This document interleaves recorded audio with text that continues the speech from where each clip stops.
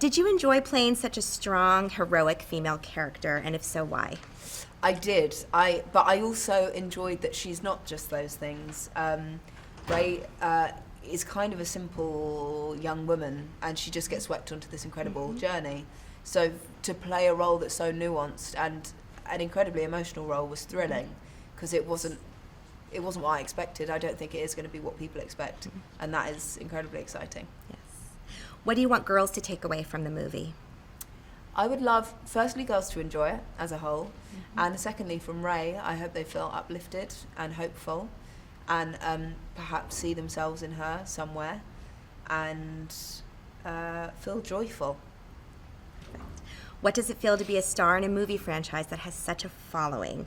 Do you feel a responsibility to the fans? I think JJ and Kathy probably feel more of a responsibility than I do, because I'm just saying the words, trying to do a good job.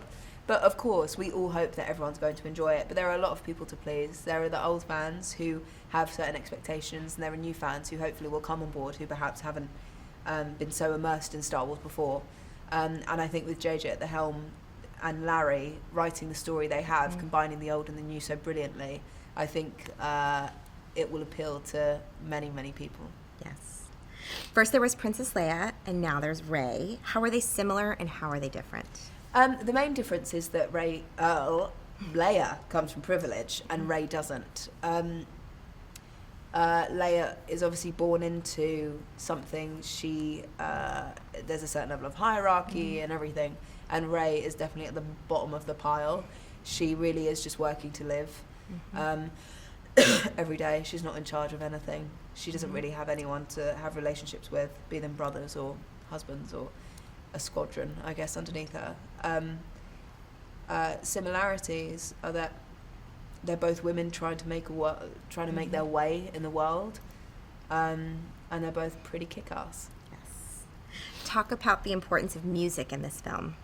Well, we went to go and see the scoring with John Williams a few months ago, which was unbelievable, because you watch what's going on and the scenes are already incredible, and then adding the music to it, it's like another thing. It's like seeing a whole other thing.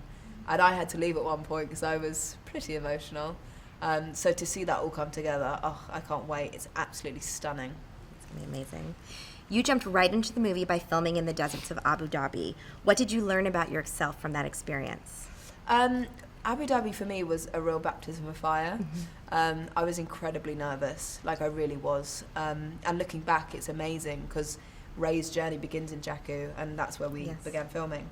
I learnt that even though I am terrified a lot of the time, and even though I don't know what I'm doing, with the right support and the right people around you, you can break through boundaries. You might put on yourself restrictions you might think that you have, and